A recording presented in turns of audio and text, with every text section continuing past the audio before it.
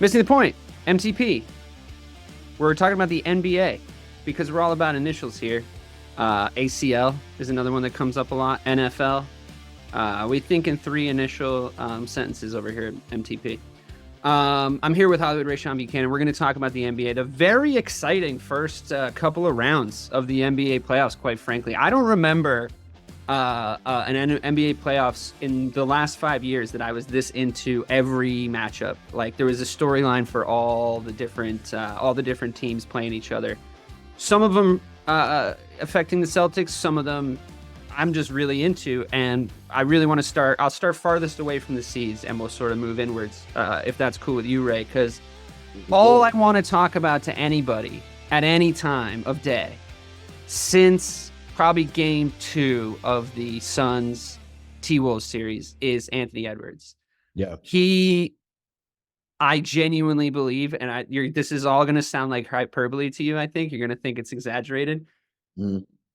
It started already in the national media. I didn't get a chance to beat the national media to this one because I was saying it on my Instagram, but I didn't get a chance to come on the show and start declaring that he's definitely going to be the best player in the league in 3 years. And they actually have a chance of winning the NBA title this year, I think. I think if that happens, then he goes to Team USA, I think the ceiling absolutely fucking explodes on this kid. He looks like Michael Jordan, first of all. Like his game and his actual face. He's got a turnaround jump shot. He's got mid-range for days. He can break your ankles. He passes when he should pass. He shoots when he should shoot. He drives when he should drive. Right. He has the personality, the charisma. He has absolute, what is it you always say? Jump out of the building, jump off the fucking planet. Absolute jump off the fucking planet ups. He will dunk on every superstar in the NBA by the time he's done. He will probably win a dunk contest by the time he's done. The similarities between him and the game's best players that we've seen in our lifetime are all there. Mm-hmm. I point you to one stat. 2 games back-to-back with over 35 points in playoff series. The list is pretty short. You want to hear it? Yeah. It's Kareem, Kobe, LeBron James, Anthony Edwards. At 22 years old. It's back-to-back 35-plus point games at 22 years old. Or under 25 years old. So this guy, to me, is about to go start slaying dragons. The fact that they won game 1 in Denver, where it would look like a who's going to get tired first contest that I've never seen the Nuggets lose at home in Denver ever. The fact that team sped up the Joker for the first time I've ever seen that. I've literally never once seen that. He looked slightly human. He still looked absolutely superhuman. And around the rim, there was still obviously places he could just get whatever the fuck he wanted. That's always going to be true of him. But Anthony Edwards is just out here slaying dragons. He goes at KD. He's complimentary at KD the whole time. He's absolutely murdering him, just killing him with a smile for the entire Suns series. Right.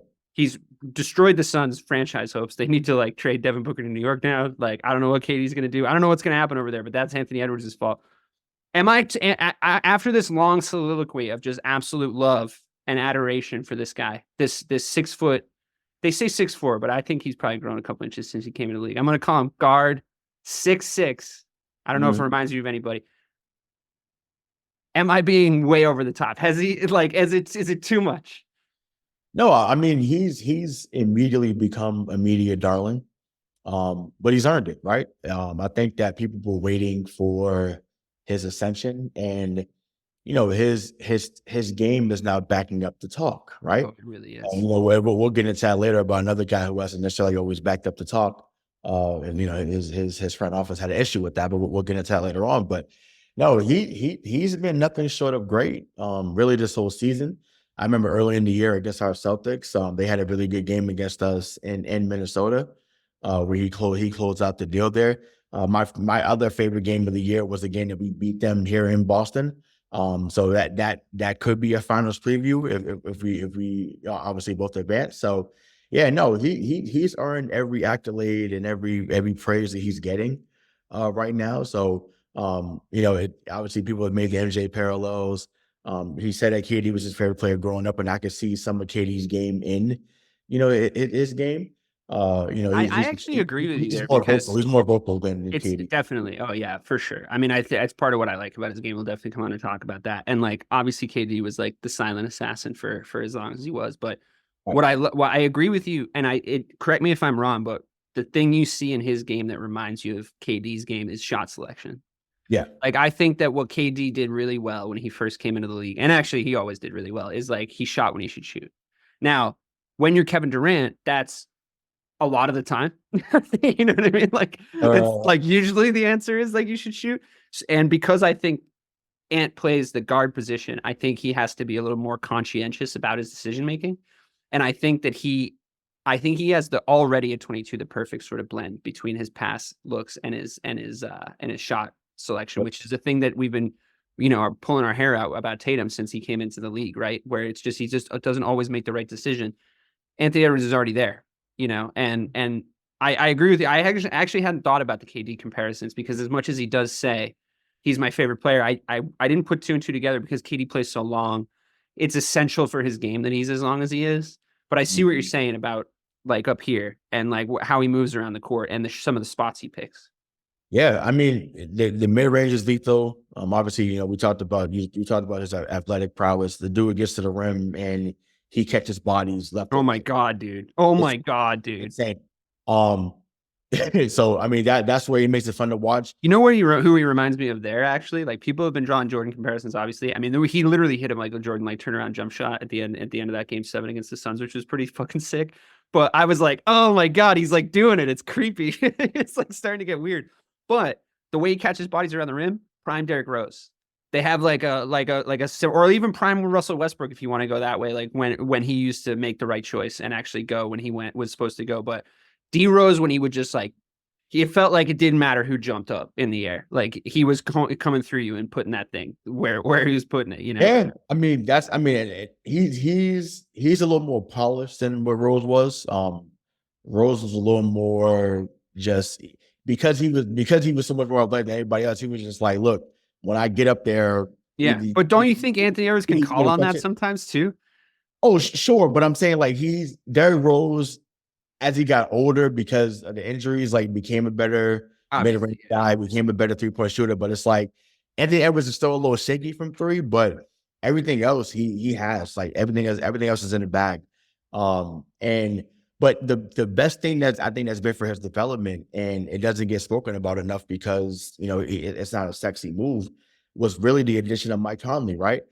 Getting a guy that's been in the league for 15, 16 years.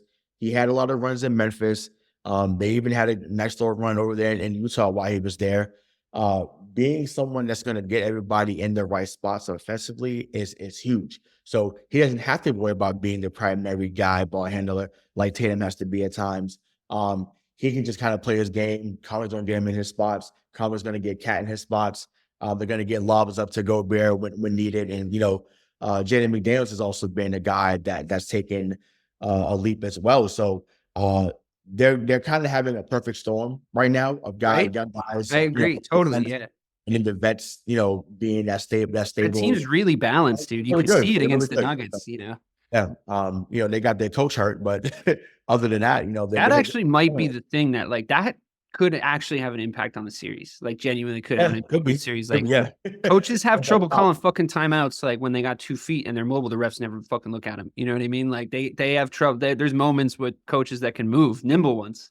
So, that's a tough part of being a basketball coach is like, you got to really be vocal and really, really be in there. It's not like you're not on the fucking Motorola headset, you're standing on the sidelines fucking screaming at people. So that actually might have an impact because that team, I think Anthony Edwards is the most mature player on the fucking team, to be honest with you. I mean, maybe him and Mike Conley, but there's guys out there whose heads can go. Like Karl Anthony Towns. Did you see the press conference by chance of Karl Anthony Towns and Anthony Edwards, and Anthony Edwards turned around to me, stop fouling? You gotta stop fucking fouling, dude. Like, and then of course the next game he catches 5 by like the fucking third quarter, but like whatever.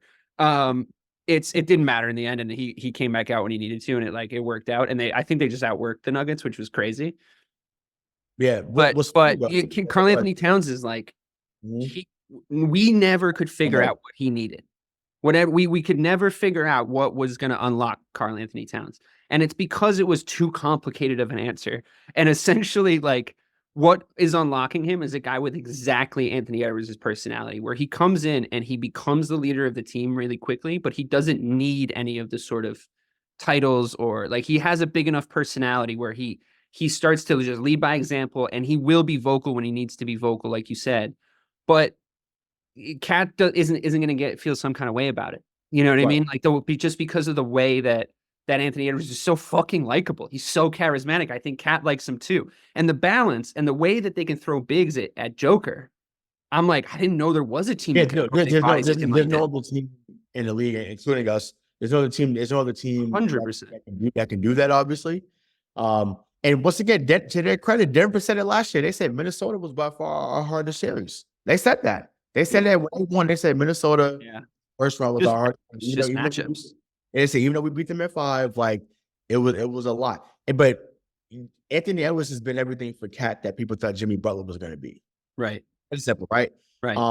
And once again, I think and Jimmy have similar mentalities, but because maybe it's the tone, maybe it's how he words it, maybe it's the maturity of Cat. Because people have always called Cat soft, or kind of like how they do with Tatum. But I'm just like, bro, it's like when you're getting 26, 11, and 2 a night, you can't be soft. Like, I mean, dude, he's 6'11", 250, and the man is a 50, 40, 90 candidate every year. I know. That's unbelievable. Like, yeah, unreal. So the dude, like, once again, he was someone on my list. Like, if we didn't get someone like, and granted, I didn't think we were going to get Porzingis, but I was like, I was looking at getting him. I thought he would have been awesome here. I always was hesitant about. I was always hesitant about him coming here.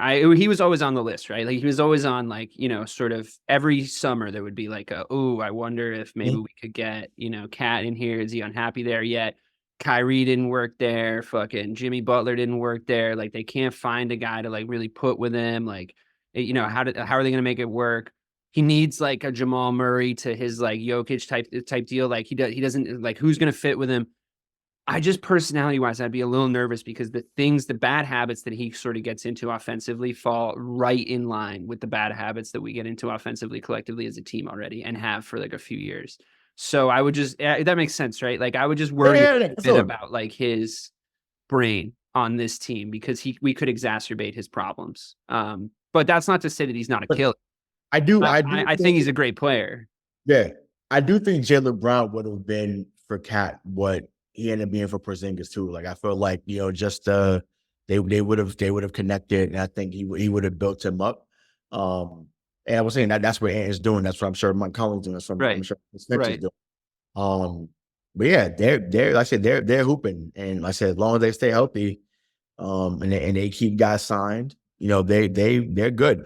And it's funny, right? The MJ comparisons have happened, but it's like, damn, imagine if Minnesota had taken LaMelo Ball 1 and then Anthony Edwards had fell to 2 to Charlotte. Michael Jordan would still be the owner. Yeah, that's funny. For the owner, because Anthony Edwards in Charlotte would have been real special, and he would have put them back on the map. But I said we'll never know. I mean, I've felt worse for the Timberwolves as an organization over the last few years since we took Garnett from them, because they haven't had anything, and they're at least a real like franchise, like unlike Charlotte. You know what I mean? It's like at least they've been around. They have something about them. They have players that have played there that are real players. Like there's guys that have retired as Timberwolves that are genuinely respectable. But the Hornets, yeah, that's fair. They don't fucking give a shit about basketball in Charlotte anyway. Like, let's be honest. Team NASCAR out there, right? Yeah. Oh yeah. My parents lived there for a number of years, and they barely care about the Panthers, to be honest with you. It's really like UNC and like UNC, NASCAR. That's the country that you're in out there. For sure. Yep. So fuck them and their lack of interest in real sports and real fucking franchises. We're doing a Boston sports podcast here. We don't respect that shit. Right, exactly. We got the whole Big Four covered in where we are. Right. I'm sure even the Revolution have been good from time to time. Fuck everybody else. Right. Anyway, I fucking love Exactly. Anthony Edwards. I genuinely, and I said this on Instagram, I would trade. I mean, this seems obvious now, but I said this before the Sun series. I would trade any Celtic for Anthony Edwards. I would trade literally any single one of them. I might trade two of them if I'm being 100% honest. Like, he's electric and he's so fucking fun to watch. Like, his game is beautiful. Like, it genuinely is like so pretty to watch. Like, it's like the same thing that always happens with Kyrie. Like, he was doing full on anti-Semitism. And then you're looking at him play basketball quietly with his head down with Luka, and you're like, his game is so sick. You know, and it's just like it's disappointing, you know, because you know. So I want Anthony Edwards to just continue to be Anthony Edwards, like keep being him, continue to just like play his game, and I hope that he keeps passing these tests. I think the Celtics are fucked if Anthony Edwards is who I think it is. So I hope we win the championship this year, because I would like it to be like, what was it, 88 when the Celtics knocked out the Bulls, but it was Michael Jordan like went absolutely fucking insane. I know that was an Eastern Conference round, but if we saw Anthony Edwards in the finals and beat the Wolves, that would be my dream scenario, because that's when we're gonna get our championship, because that motherfucker's coming. He's coming. Yeah. And like I don't think we can stop it. But even with him out west, I mean, you talked about this on a previous show. You know, they got to get some pieces around him, but that guy that just won Rookie of the Year is coming too. Oh yeah, he's coming. I'll say this: they better hope them two never join forces. Oh my God, can you imagine that in today's NBA? That's you better hope them two never join forces, because that's the case. They're at least getting 3 or 4. That's crazy. At least crazy to even think about. Got to put that out there, yeah. But because I wasn't thinking about it in that way, I was trying to, because like I just keep putting on the games, like the Anthony Edwards games. Like a lot of times, if me and Leah are sharing the space and I want to see like basketball, I got to go in my office or I put it on my phone if it's like not a Celtics game, whatever. I keep him like, you got to watch this guy. You got to, this dude's out of his mind. You got to watch it. And he comes through for me every time I put him on. He does something fucking cool, right? Hey, and I'm like, we're watching him, and I'm saying to myself, he might potentially, I wasn't thinking about him joining forces as one of these guys, but the whole thing about MJ is that when he was in his prime, and I'm not telling you anything you don't know, but when he was in his prime, he was a giant slayer. Like, it didn't matter who you had on your team, and there was ballers all around the league. Like the 90s were crazy for like individual stars on teams. You know what I mean? Like the Charles Barkleys of the world, the Patrick Ewings of the world. Like, I mean, the list goes on, right? And obviously like Shaq and all that came later, but like, I, for one, think that Michael Jordan's special talent is the amount of motherfuckers that don't have rings, that should have rings, that played in the era that he played in. And like, if Anthony Edwards truly is a dragon slayer like that, if he really is like killing fucking giants, I mean, we'll know by the end of this Nuggets series if he really has that about him, because the Nuggets are no fucking joke, right? It's hard to repeat. I'm not going to criticize them. It's fucking hard to repeat in the NBA. That's just a fact. But if he giant slays Joker, and right after putting KD and Booker away, as dysfunctional as that organization seems to be. Right. Yeah, I mean, I think what it is too, I think, and I forget where I said this. I don't know if I said it online or it was on a phone conversation, but if they win this series, it looks like this is going to be his LeBron versus Detroit moment, right? Where, you know, Denver obviously they won a championship, but they had been knocking at the door, obviously, for a number of years. But obviously, they have who people feel is the best player in the world in Nikola Jokic. So Detroit at that time was the best team. LeBron goes crazy on them, gets to the finals. Obviously, they lose to the more experienced Spurs. But you knew at that moment, hey, it's only a matter of time before he gets one. Yeah. Yeah. So I think that's what we're seeing, you know, right now. And even if they end up losing the series, like I'm talking about Minnesota, like there's no shame. And because of the era we live in, there's gonna be the trolls or the people. Yeah, well, fuck all them. They don't know what the fuck they're talking about. Him in round one, are gonna be like, oh, you know, first the league comes. So dude, there's people on the internet right now. There's people on the internet saying that Drake is winning that rap beef. There's human beings on the internet right now saying Drake is winning against Kendrick Lamar. People are saying that out loud, and they're fine with it. People, you can find any stupid opinion you want on the fucking internet. Like, if you are a fan of hip hop and you listen to all the diss tracks and you think Drake is winning, then I encourage you to try rap. You might like it. I have no fucking idea. But there are whole groups of people on the internet saying that he's winning just because they're fans of him. The internet is stupid. I know we pray to the internet God here on this podcast, but it's dumb. There's going to be people saying stupid shit no matter where you go. Like, don't give your sense to them, right? But I agree with you wholeheartedly. I mean, at the end of the day, like, if you don't, if they don't win the series, like, no shame, but like Jamal Murray's questionable for tonight, and like we're recording this on Monday the 6th. That game tips off. Nuggets, T-Wolves tips off in an hour. Jamal Murray's questionable. I mean, there's matched up against them so well already. Like, could they conceivably go 2-0 up and then take it back to Minnesota? Yeah. I mean, I think Joker's probably going to make some adjustments tonight. It's going to be like, oh yeah, I forgot about that guy. But if not, if that happens, this series is over in 6 games. I know. That's fucking great. Yeah, I might feel that's what I believe. So, and they go 2-0 tonight, the series will be over in 6. I also think I hesitate to look too far down the road in the West, but I do think that means they then see the Thunder, and I think that whoever comes out of that series beats the Thunder, regardless of who it is. Yeah, so, sure. And it's not to say I don't think the Thunder are a good team. It wasn't good. He's good. No, he's good. I love SGA. I love SGA. That dude is a problem. Absolutely. And all year he's been showing people, hey, we may not be the KD, Russ, and the Harden Thunder, but we're next up. And we also have 37,000 picks over the next 5 years. So they had to hit on somebody at some point, right? So, well, that's what we say about Philadelphia, but right, but Sam Presti, he is someone that's been, they haven't won a championship, but he has been great at putting together rosters that can compete in a small market. He's damn near made the blueprint on it, honestly. Yeah. Outside of what they've done in San Antonio, so it is what it is. But yeah, no, I think I would love to see Ant versus SGA, and that'd be sick in the conference finals. So we'll see. But then again, at the same time, the way Dallas was playing too. I mean, I'm scared of everybody in the West. I'm scared of fucking everyone in the West, dude, to be honest with you. I don't think there's a team that could come out of the West that I wouldn't be a little nervous about.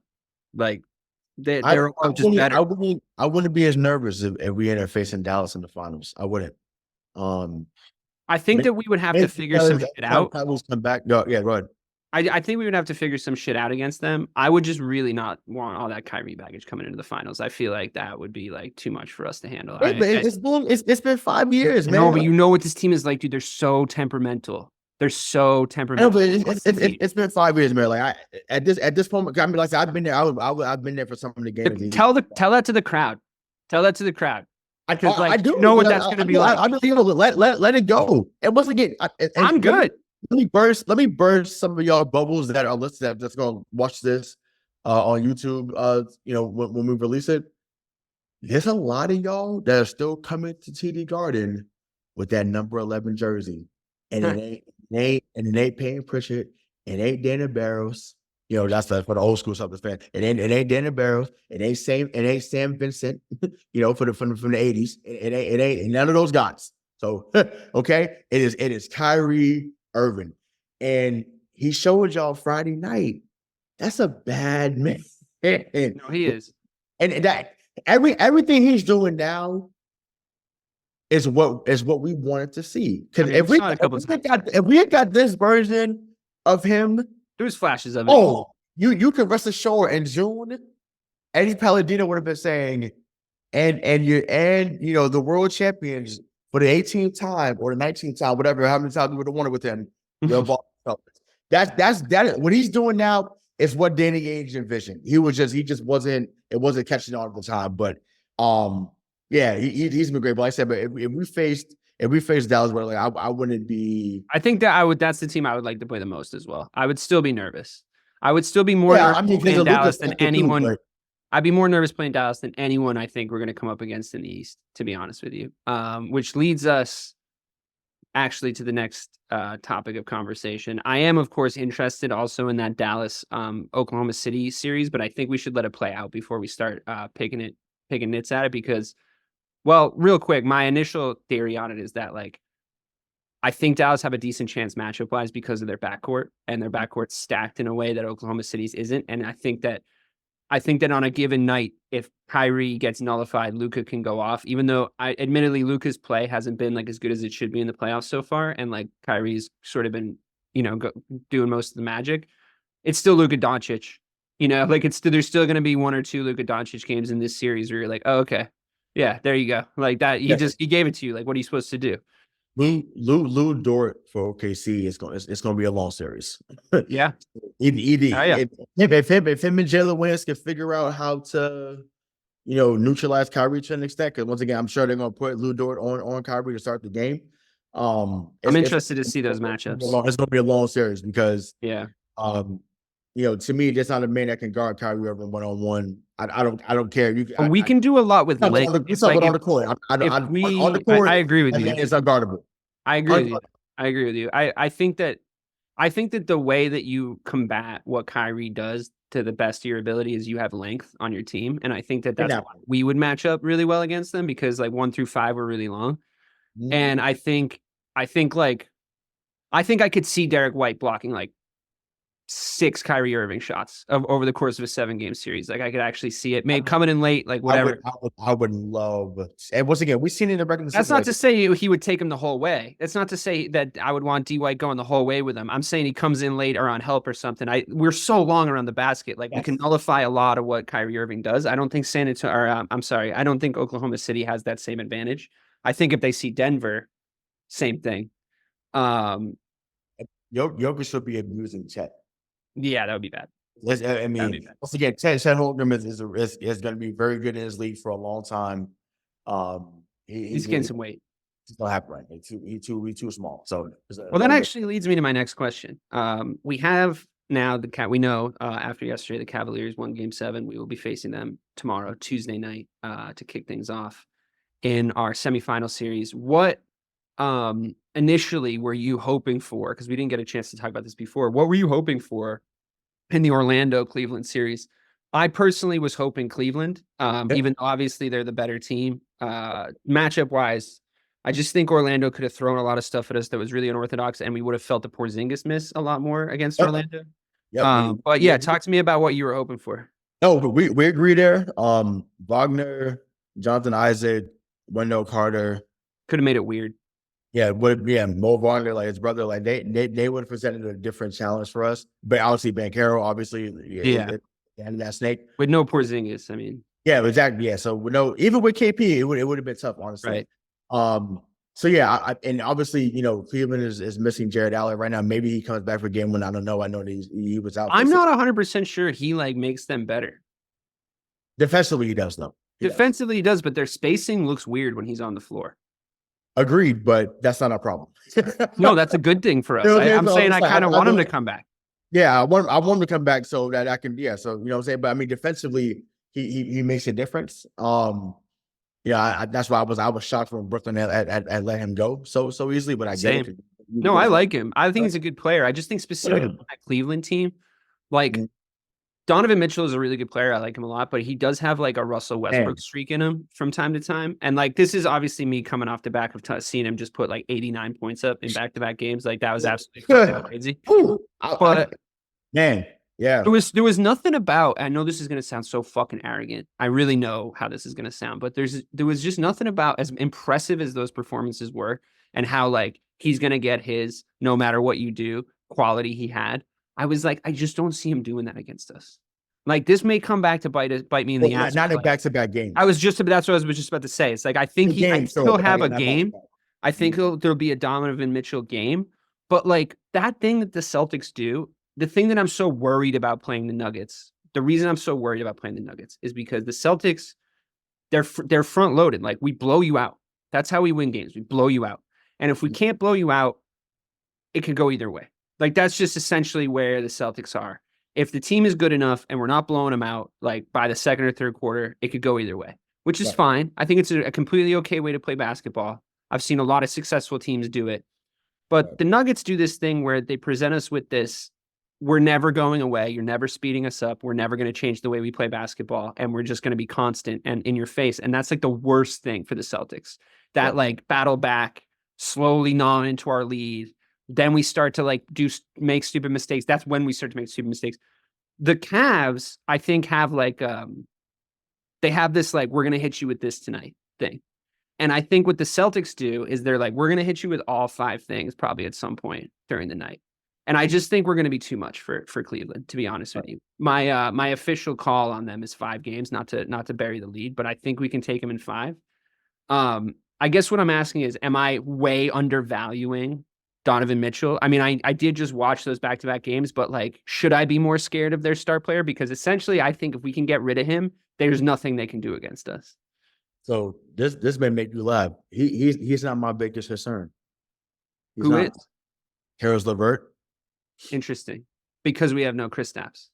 No. Caris LeVert is a guard, but I'm saying no, I know, but because you're saying that we don't have any rim protection, so like he's gonna but he is just since his Brooklyn days. That man has been a Celtic killer. Well, there's also Max Strus is also on that team. No, but I know, but if we are talking about Celtic killers, there are a few of them. Yeah, no, but Max Strus is not as good as Caris LeVert. No, I agree with you, but it's just it is a little. I overall there's there's a couple. Yeah, there's a couple of correct. There's a couple of them. But you're saying because the thing about LeVert is I feel like if you can not let him near the rim, I think you might be okay. No. Yes, part of he builds his game from inside out. But he's also a mid-range killer too. That's what I'm saying. If Porzingis was in there, I just feel like he'd be slapping everything away. So, you know what I mean? I just want him to be neutralized because I know he could get 25 in a heartbeat. Like but I'm hoping that he has an off series. I'm hoping that Strus for the most part has an off series. Garland's another guy that I like on their team. I think that he's pretty good as well. He's great. Evan Mobley will present some type of problem down low because he was number 1 in blocks in the first round. So he definitely, if he gets there, he's gonna block the shot. But we'll spread him out so much though. Like for sure. You know what I mean? Like he's gonna be running around. He's gonna be tired. Like I know what you're saying. He'll get some stuff.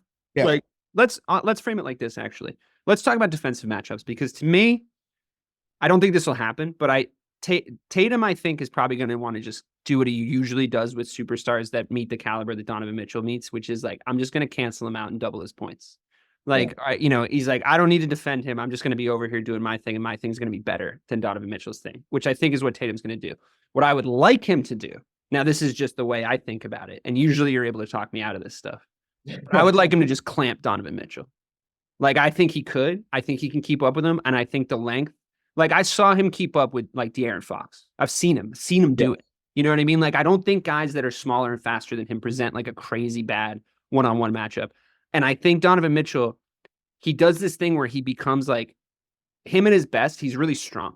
Like, he becomes really physical, like, in the mid-range game. Sometimes he doesn't do it, but when he does, I think that's when he's really in his flow. And I just don't think on size he would ever be able to do that to Tatum. Like, Tatum's underrated strength-wise, in my opinion. I think it's why he gets called for push-offs when he shoots so much, because I think those push-offs, he's a little exaggerated with them, obviously, because his like fucking arms are super long and he's not that good at hiding them.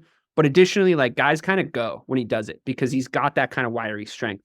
And I just feel like in my head, I have Tatum clamping Donovan Mitchell if we did that. I know we're not going to, but like at that point, then all the dominoes just fall, right? Because it's like, okay, we don't have Kristaps in there, but like, I could probably still see Drew canceling out LeVert if he needs to, like, and again, we're getting into a really one-on-one defensive scenario. I know we don't play like that. It's just how I fucking always think about it. But I really do feel like what Drew has been doing has been taking out that guy. It's that thing he's been doing for the whole playoffs. Like, he did it against Miami. It's like, oh, this guy's not getting hot. No way. And we've needed that for so long. So I'd rather him talk about Drew. I'd rather him do that with Garland. Put him on Garland and just say Garland's out. Because you can do that with Drew, though, right? I'm not crazy. You can basically tell you can take a guy completely out of the game. Put Drew on. And my thing is, I'm assuming because I think Strus is in their starting lineup, whether Jared Allen's in there or not. If you're telling me that Max Strus is going to be your primary defender on Jayson Tatum, I mean, it's like that means. It's not to say that he hasn't done pretty good against. Are you sure about that? Like, are you sure about having Max Strus on Jayson Tatum just consistently? And you probably know where I'm going next. And they're best of friends, but it ain't gonna matter next week or this week. I put JB on Donovan and say good luck. I fully trust JB to lock down anybody in front of him now. Yeah, this is the second time we've had a conversation where I've been like, I think this guy or this guy, and you've been like, just put JB on him. And I feel like he's earned my trust in that, where I've seen it long enough now where I'm like, I can say I need 5 possessions that they're just not going to see anything, and I've seen him just say, okay, I got it, and it's a wrap. So, I don't want him to start on Donovan trust Mitchell. it's JB, Drew. Well, JB, Dave White, Drew, then everyone else after. I just don't really want to. I think Derrick White probably starts on Mitchell, to be honest with you, in that case, because sure. To me, I think maybe he should, but yeah, because I think, well, I mean, you got to start the series and you got to start the game, right? And I think one thing that the Celtics do really, really well is I think we start games really, really well. I think we always have a great like first few minutes plan. And I think a lot of that is JB. I think the way that he starts games, and it's, people say he fades from games, and it's like, I just don't know if you're watching, to be honest, because like what he does as the game goes on is he facilitates defensively and he starts to help really, really aggressively. And he's also, this season, he's added this thing to his defensive game. And I'm sure you've noticed that it hasn't been hard to see, where he's being really sneaky around like defensive back cuts and stuff, where he's kind of just being really opportunistic defensively. And I don't want to lose his opportunistic defensiveness to like a one-on-one, like high profile clampdown situation with Donovan Mitchell right away. Like, I think he can switch onto him to get him one-on-one. And quite frankly, I mean, overall, and we've talked about this before, we don't need to belabor this. Like, we switch so much less now and fight around screens so much more. And I've been fucking calling for this. I mean, all of us have, but it's been annoying me for like a long time, the switching thing. And it really was just Marcus. Like Marcus would just insist on switching to whoever he got switched on. And it was like a novelty, but it was like a little stupid because we would then go through these long gaps defensively where they were able to exploit mismatches. Like it was Harden getting switched on to Horford last season in the playoffs, where you're just like, what, dude, stop switching. Just like literally fight around the screen, and if they get a decent shot, it's gonna be better than him just taking Al Horford the whole fucking way. Like, come on, dude. Yep. So we've been smarter about that. So I think what we can do is we can just Python Donovan Mitchell, where it's like slowly, he feels like, and then another elite defender comes on, and then another elite defender comes onto him. And it's like, my man, like the guys who beat us, the guys who like get whatever they want against us, they're much taller than you. Like, that's just the truth of like what there's guys out there that do. I mean, we always beat the Sixers, but I feel like Joel Embiid just gets to his spot and gets whatever he wants against us. But we still get him because we just eliminate everybody else. That's been historically what we've been doing. But he gets to wherever he wants and he kills us no matter what. Jokic, he gets to, I mean, he does that against everybody. So it's not just an us problem, but we have guys out there that like can exploit our length. They can, there's coaching situations. There's Jimmy Butler situations where he overloads height-wise on our guards, or, he exploits switches and defensive matchups with anyone small we bring on the court. But Donovan Mitchell's not big enough to fucking get past our backcourt. I think you're right. I think you've talked me into it. I was thinking Tatum, but you're right. We don't need to break glass. Yeah, I mean, honestly, only because you were saying that you wanted more of an offensive output from Tatum. I don't say this sounds awful to say like this, but it's the truth. I would kind of hide him and just put him on Strus. Put Tatum on Strus. Well, I think you're right, because then you let him do the thing that he likes to do. And even I wasn't let him roam, because Strus can hit some threes, so you gotta give him some type of pressure, but not enough where you have to give him your undivided attention out there. And then you can break. You can cheat. Exactly. Yeah. And if they're running into brush screens, you can give a little shit throwing on the low, so kind of disrupt the play a little bit. So there's ways around. It's just that the best basketball we played, and the best basketball we always play, but the best basketball we played against the Heat was like when we started building from the defense.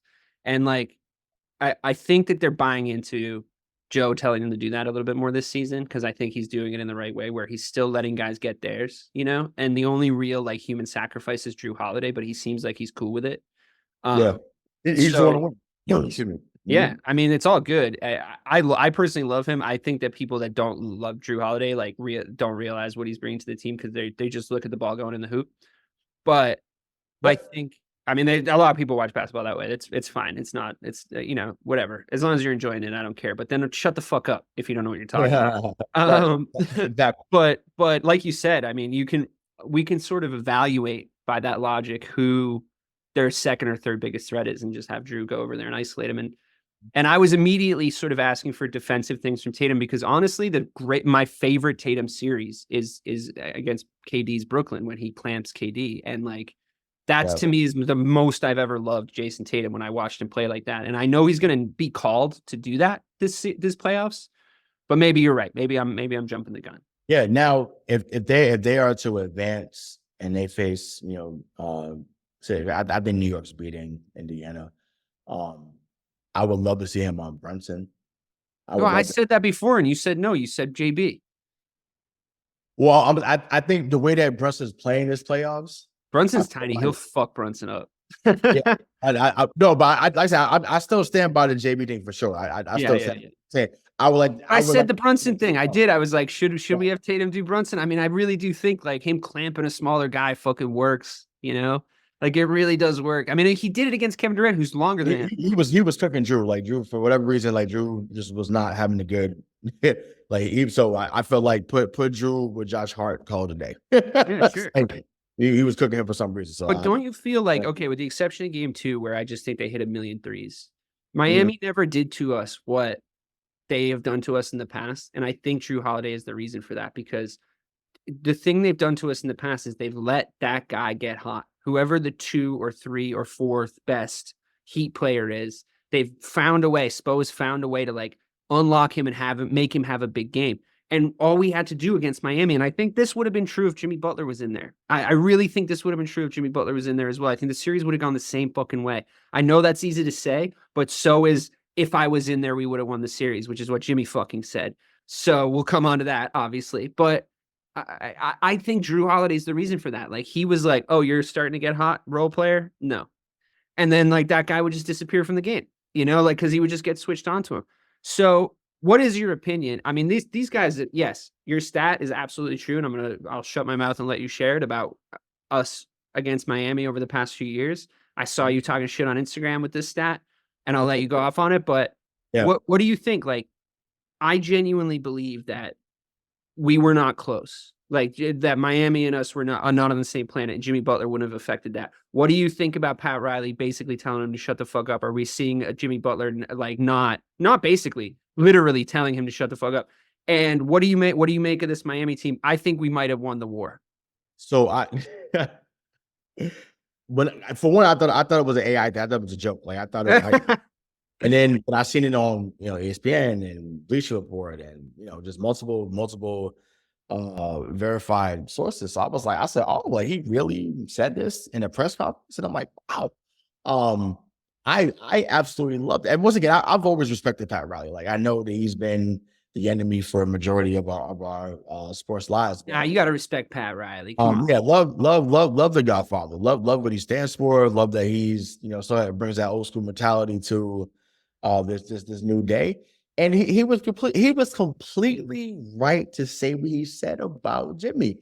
Why he basically wrote checks that his team printed cash. Right. And to the comment that you're alluding to, whether you want to talk about context or not, 2 out of the last 3 years is 2-1. Like, and I'm not talking about 21 Savage. So it's scoreboard. Like, and he was out there, they lost. And just like they used Jimmy as an excuse this year for the injury, well, we were a sprained ankle away from making the greatest comeback as NBA history. So I will sit there and say that confidently. So I look forward to that being something that gives people up in arms about that on TikTok tomorrow. But that's fine. I really don't care. I'll stand by that statement until the end of time. But yeah, I love that Pat Riley went in there and said that, because once again, why are you talking so much that you're not impacting winning at this moment? And once again, I have never seen somebody get the pass that he gets for almost getting it done. Brandy told us a long time ago, almost doesn't count. It's a great song, great album, to take a listen to when you get a chance. But I almost doesn't count. I don't understand why he gets the praise he gets. Once again, hell of a player. Definitely wanted him here in Boston at one point. So I don't want to make it seem like that was never the case, but it's just like from a player that gets all this accolades, that gets all this praise, it's like, dude, yeah, you got to the finals twice. You lost in 6 games once, and you lost in 5 another. Like you haven't come close. You haven't won the big one. So to me, I just don't get why he gets all this leeway. When he hasn't done more than Tatum, has done more than Brown. It was funny a couple of years ago. He clowned Andrew Wiggins. What Andrew Wiggins got one. He got a ring. Yeah, it was with Steph, but he played very well, helped shut down Tatum to an extent, and I still don't have a ring. So once again, it's about scoreboard, and he got the job done. So my thing is good riddance. If this is his final time in Miami, we'll miss him. Wow, a scathing indictment of one James Butler. I mean, I guess I've always sort of said I really enjoy Jimmy Butler's game when he's out there, when he's balling. I like watching him play. Yeah. That's not to say that I haven't been in the argument that at one point in his career, he was on 5 teams in 5 years.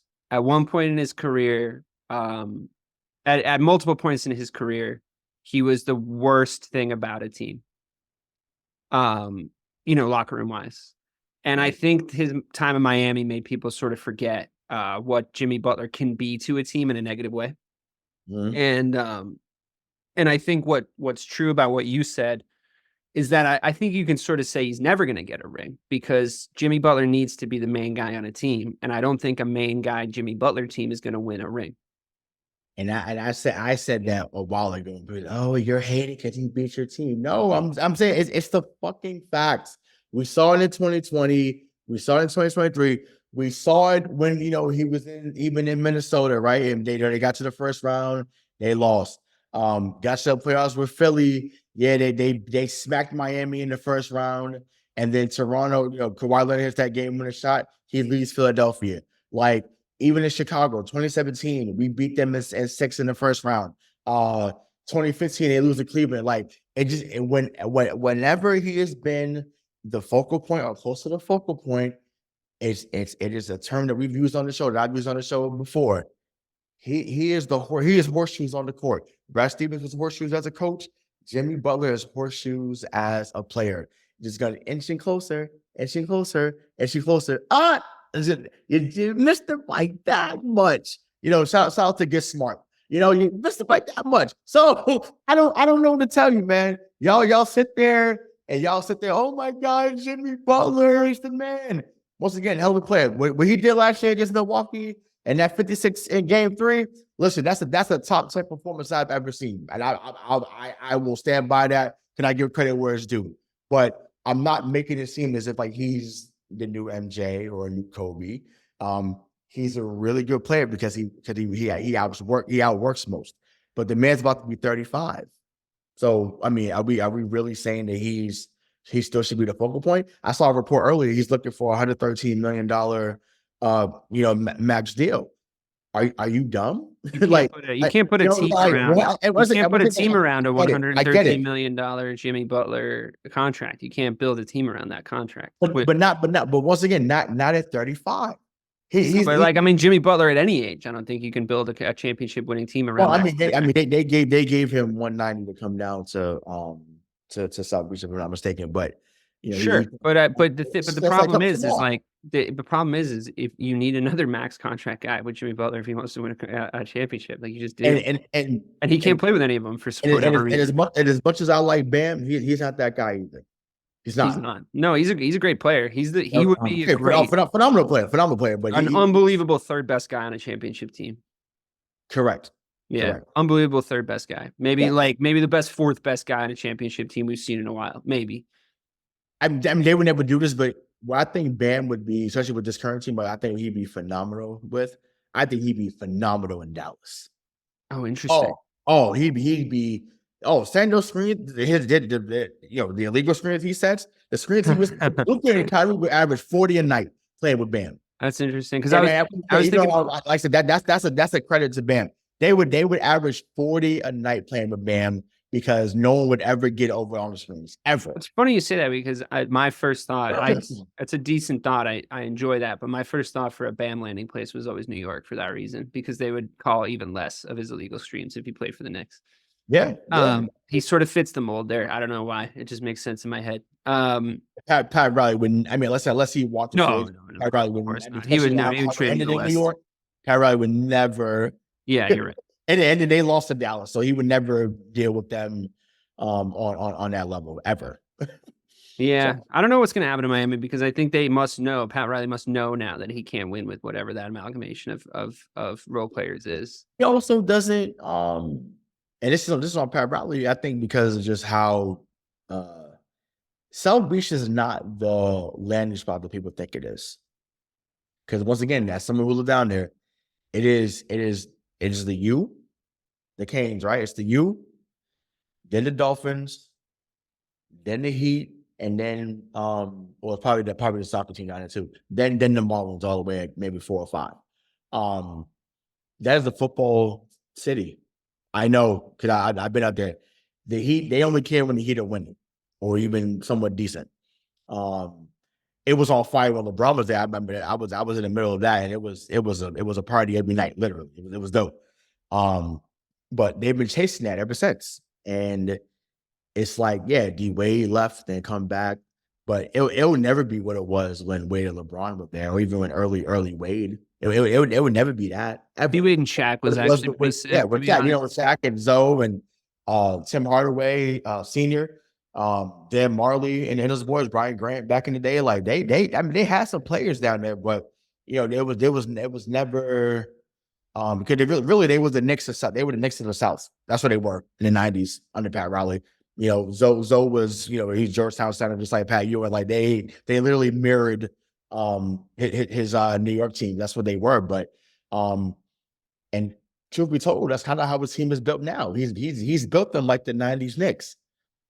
They don't have another gear. They're really good. You're gonna get out coached. You're gonna get out physical. Gonna get out tough at times, but there's not another gear. And because there's not another gear, that's why they'll never reach the mountaintop. Not with this current iteration, anyways. Someone else will be better. And also, Tyler Herro's not that guy. I just had to put that out there. No, he sure as shit is not. I'm glad he fell off. He always fucking annoyed me. Oh yeah, picking fucking fights with the smallest guy on the fucking court. Get out of here, dude. That was so stupid. Like, he's like, I'll meet you outside, to Peyton fucking Pritchard. It's quality in the Celtics team that annoys me, though, because I do always want a guy like, I can just picture Kevin Garnett in that situation, and it's just like, dude, like, he's just absolutely not having that, like he's 100% just loudly being like, you're fucking picking a fight with the smallest dude on our fucking team. Like, why don't you say some shit to me? And KG will meet your fucking ass after the game too. So it's like, like, I remember Melo getting real heated about some comments that KG made, because I know KG was a nasty motherfucker on the court too. But I mean, he got stories. That Cheerio line is will live in infamy. That Cheerio line will live in infamy. But I will also say, like, Carmelo, I mean, I have bias. I have biases here, but Carmelo, you would have got fucked up, dude. So like, just sorry to say. Farragut Academy product Kevin Garnett would have been going to jail that night. You would have been going to the fucking house. just for the record. I know he was skinny, but like, I'm telling you, he's giving. It's funny, but quick aside, it's funny. He was mad about. And I don't know if it ever got out in public, but I know he was mad about the Honey Nut Cheerio line, as he should have. That was his wife. I get it. But for those that follow rap, the rapper that's from New York, Fabulous, when I forget which mixtape it was on, I think it might have been Soul Tape, when he was like, y'all got me in the car, Mellow fucking with that la la. That's that line was crazy too. That line's wild. You gotta come see me. You gotta come wild. You can't say something like that, and I don't come see you. I think you might be right that it was Soul Tape, because that was the one after There's No Competition too, right? So it might be. So either way. What are those two? Got me in that car, motherfucker with that la la. I said, woo. I said. Oh, yeah. Fab, honestly, Fab was underrated, dude. Like, Fab had some. That's a bar. That's a bar. He had some lines. What was the one he made fun of? He made fun of Waka Flocka Flame for like singing in that 24/7 video. That was funny. And then he had some There's No Competition 2 mixtape was really good, because he had that Body song on it. Mm-hmm. Like that had a ton of good bars on it. Like, people sleep on Fab because he made some dancey tunes. His mixtapes They're pretty fire. Yeah, the initials were usually better than the albums. I will Except, also say, yeah, I agree with you there because I think his albums are a little like charty, but best version of a Millie, fabulous. yes, Like he did the best one. Like yeah, you yep. can also send the waiter. Yeah, I think his name Ramon. Tell the slowest to come on with the Grey Goose and Patron. I'm like, oh Mhm. fuck. I'm Yeah, like, Fab, yeah, where are you yeah, coming from? yeah, Like, yeah, yeah. I'm like, this Yep. is just good. This shit's just Fire. good. Anyway, Yep. anyway, Please. off topic, off Please. topic. So lastly, but not certainly not leastly, what I wanted to ask you is big picture. We're now sort of seeing we've sort of seen maybe teams we wouldn't have necessarily watched in the regular season as much. I didn't really have my eye on the Pacers as much. I Mhm. watched a little bit of the Knicks because like the market just interferes with our market when they're any good. Um, Oh, Big picture in the East, who do you want to see the least out of that next matchup? Seems like you think the Knicks are going to win that series, but is that what you want to happen for the Celtics? Additionally, how do you see this Cavs matchup going as far as amount of games, and can they tire us out? Are you worried about the Eastern Conference Finals as it's all fleshed out? Big picture, how do you see this all going? I think that they beat Cleveland in 6. Um, I'll take it. I just feel like Garland and Mitchell gonna get you 2 games because they gonna score. They're gonna go bananas. Like I said, Carol Zover is also someone that I just feel like for a game or two they're gonna give it to us. So I'm already prepared for that. Yeah. So yeah, Cleveland. I think we beat Cleveland in 6. Um, and listen, let me just make this plain. I don't have no elaborate statement on this. Sports in general is better when big markets are involved. Period. I'm Wow. sorry.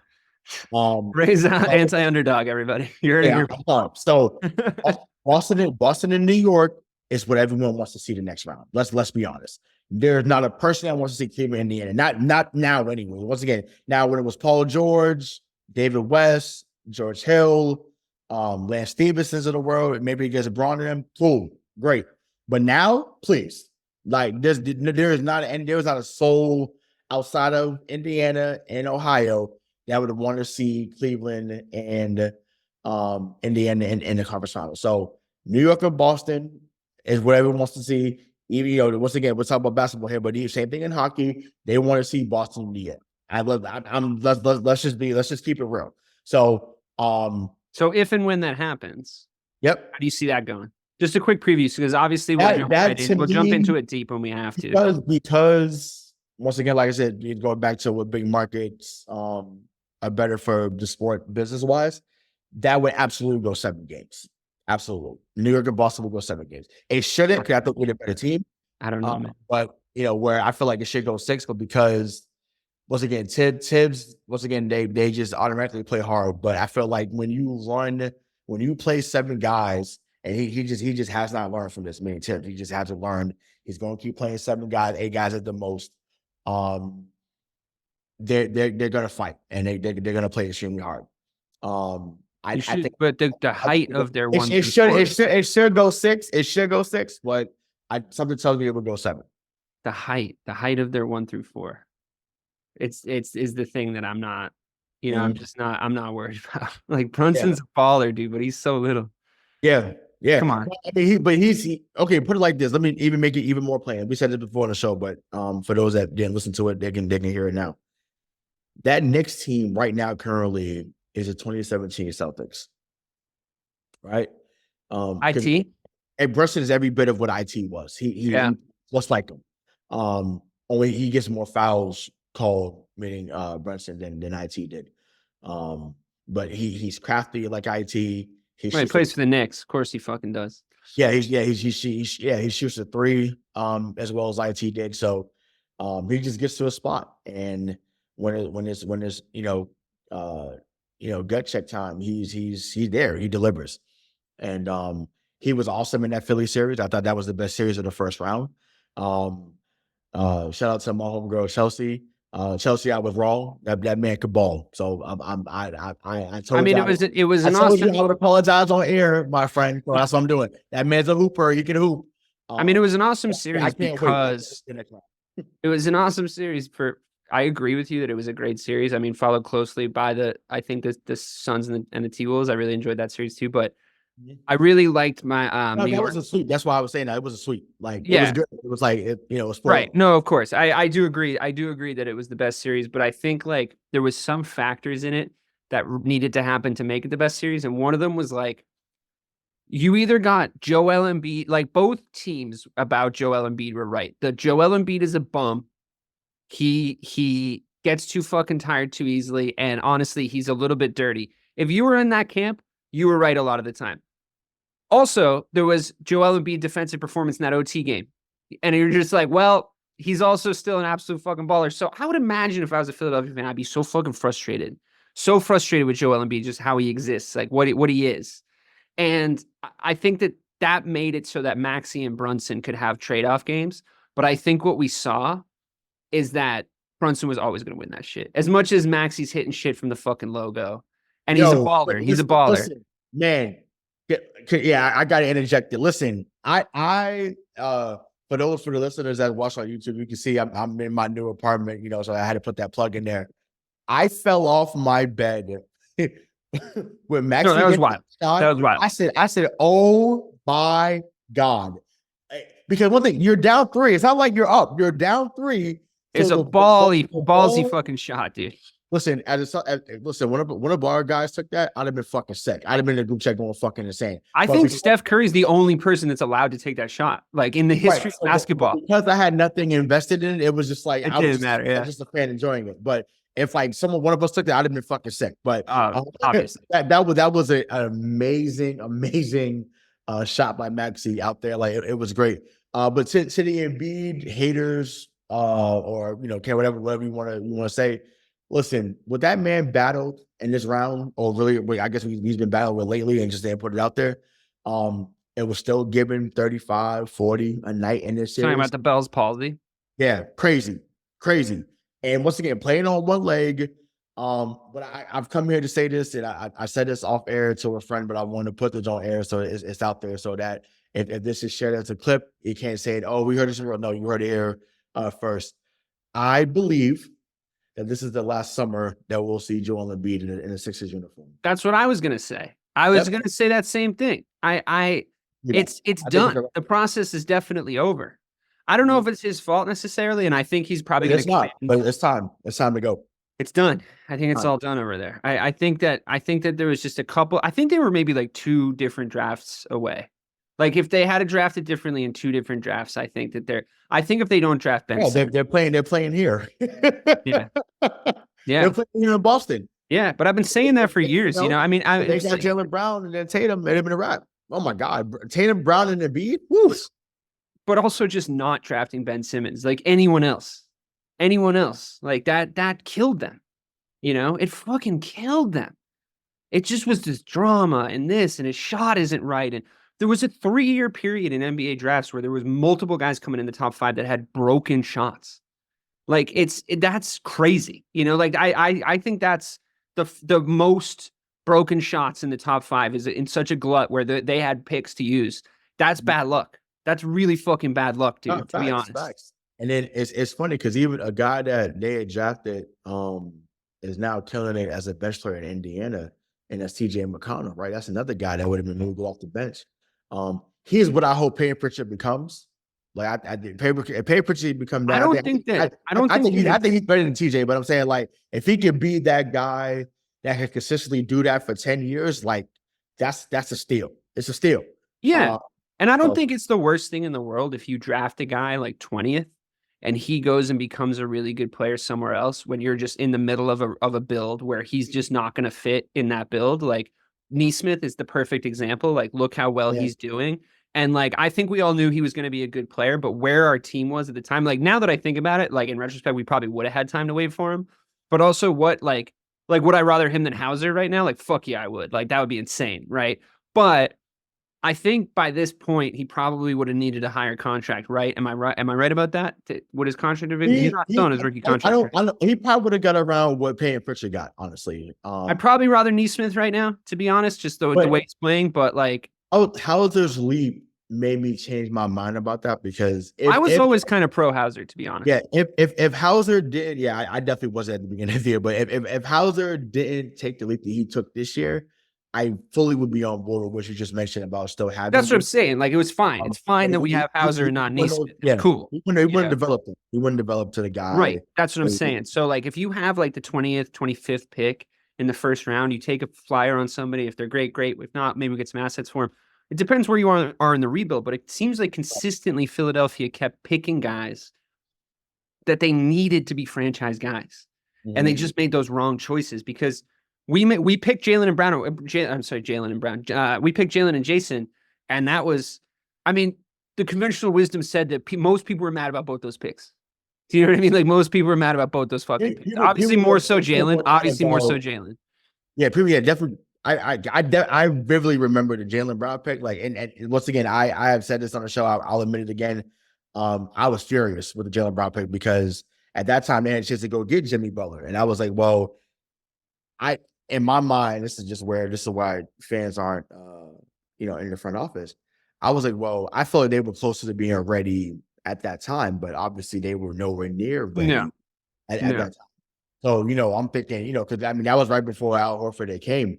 So I would like to see, I thought that would have been a really good pairing at the time, but, thank God that they kept, they still padded 3, took Jaylen, let him develop. I really wish we had a podcast with that Jaylen Brown draft year happen because it'd have been crazy. But only because my buddy, like, obviously I live in Southern California, but my buddy was up in NorCal. He's down here now, but he was up in NorCal working at Cal, working at Berkeley, like in the accounting department. And I went up to visit him, and he was like, "Let's go to a Cal game." And I saw Jaylen Brown play, and I was like, "That dude is fucking lights out." But that was just a lucky, like, situation where I saw him in person.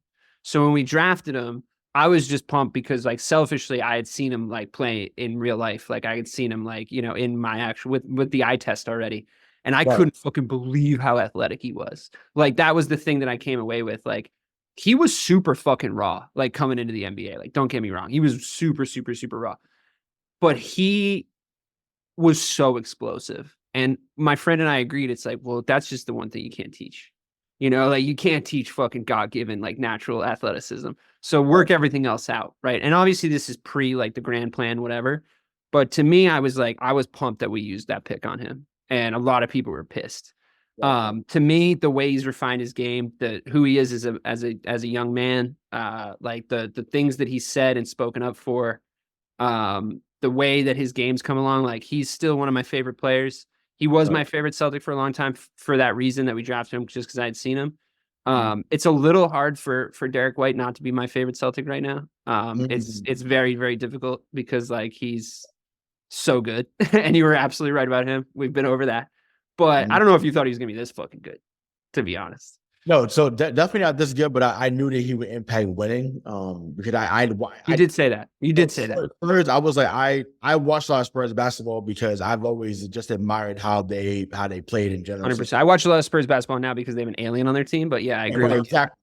So I was watching it when after this is still post Kawhi, whatever. But the first game I remember watching with Derrick White was the game he had against Denver in 2019. When he had 36 on them in game 3 out there. And I was like, oh my God. I was like, who is this dude?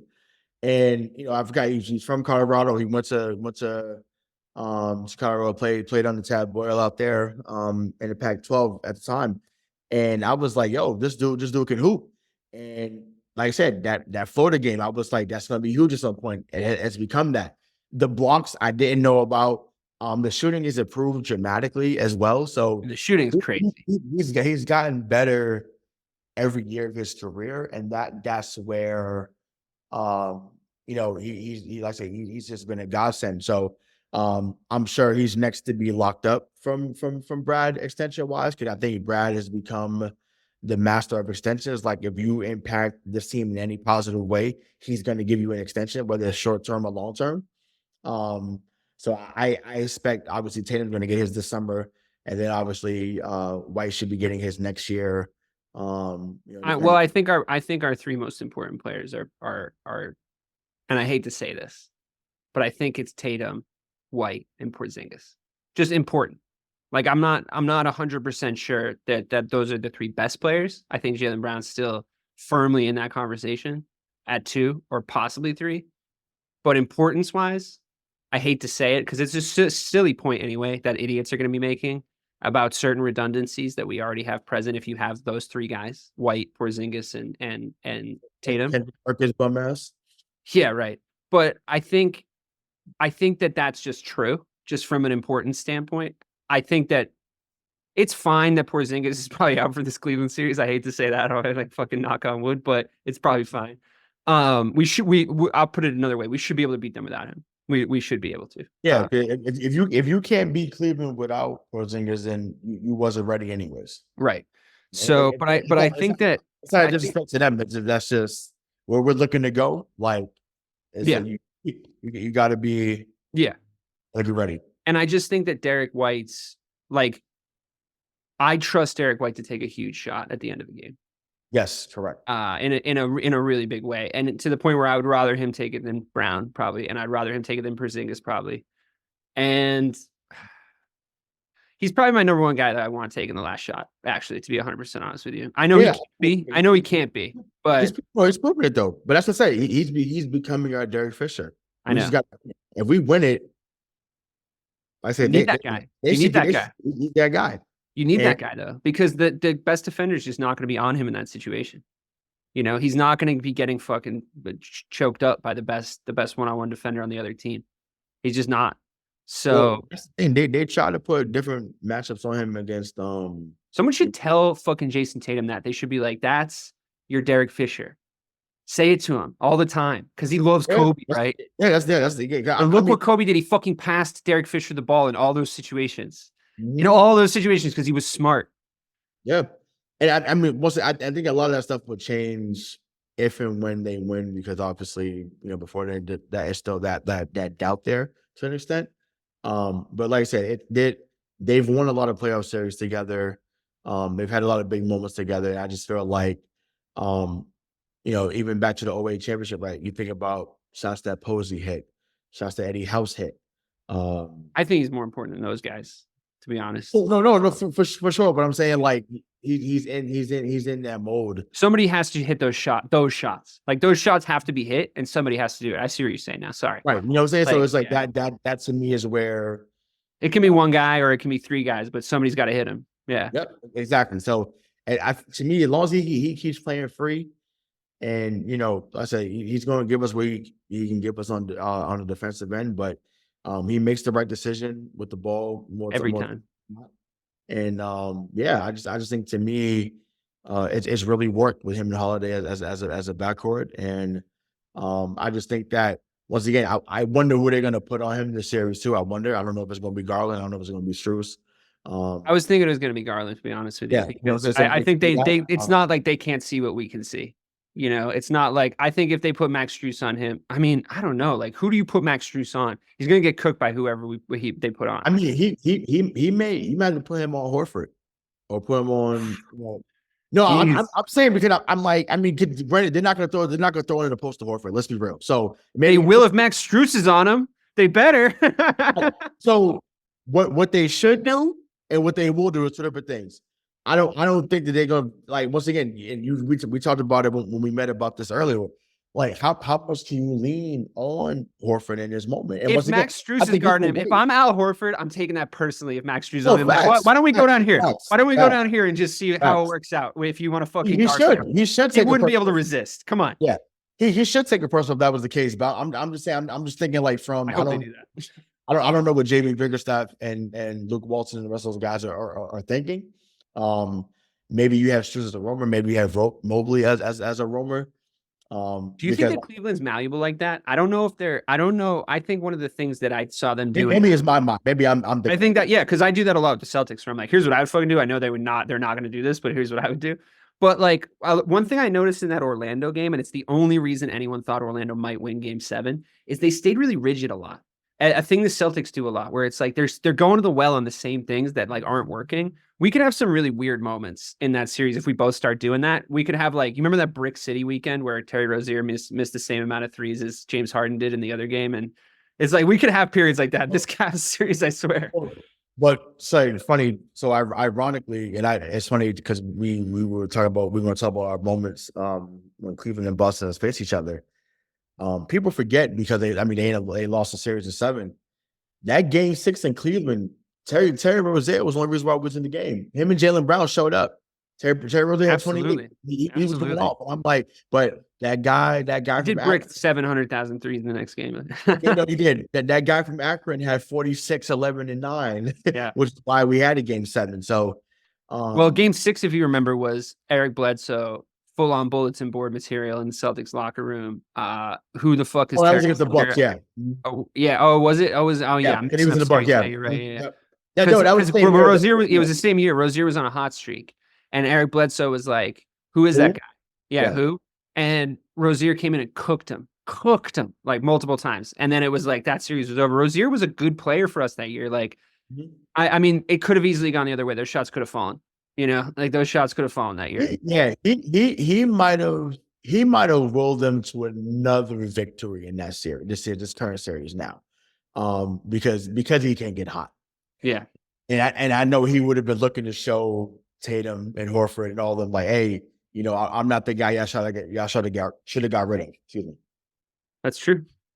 But it turns out he was, because our team's fucking stacked now. So I'm good with that. Actually, at the end of the day, not that I didn't like him. Not that I genuinely did like him as a player.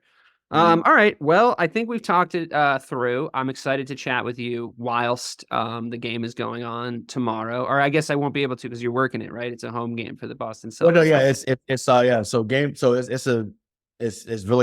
Celtics all week, but it's Celtics on Tuesday, Tim McGraw on Wednesday, Celtics Thursday, Bruins Friday, and then Bruins on Mother's Day. Wow, so, you got a busy week. Well, I do. We're not gonna hear from Ray for the rest of the week, but I do feel like we got all of his predictions in. They're locked, they're set in stone. So we'll see how those play out. I'm really excited for this week of basketball. I'm gonna sign off on this pod. I'm gonna go watch Nuggets, T-Wolves. Who won Pacers Knicks? Wasn't paying attention to it, but let me see. It's still going.